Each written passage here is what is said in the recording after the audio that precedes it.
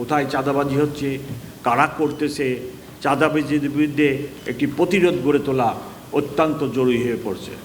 চাঁদাবাজির কারণে নিত্যপণ্যের দাম বৃদ্ধি পাচ্ছে এবং সেই কারণে সাধারণ মানুষ দুর্ভোগ পোয়াচ্ছে।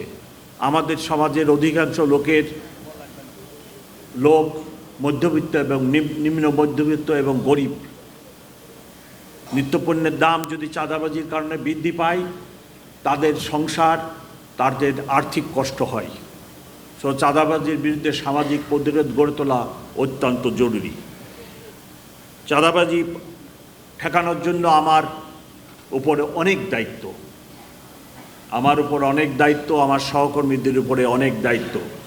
আমি চাঁদাবাজদের হালনাগাদ একটি লিস্ট তৈরি করছি এবং এই লিস্ট 1-2 দিনের মধ্যে সম্পন্ন হলে আমি চাঁদাবাজদের গ্রেপ্তারের জন্য, তাদের বিরুদ্ধে ব্যবস্থা গ্রহণের জন্য অচিরেই পদক্ষেপ গ্রহণ করব।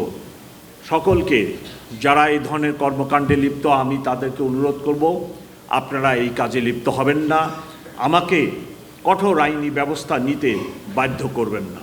ছিনতাই, ইদানিং আমার কাছে যে রিপোর্ট, ছিনতাই অনেক বেড়ে গেছে এবং এই ছিনতাইয়ের ঘটনার মধ্যে অধিকাংশ ছিনতাই হচ্ছে মোবাইল ফোন ছিনতাই।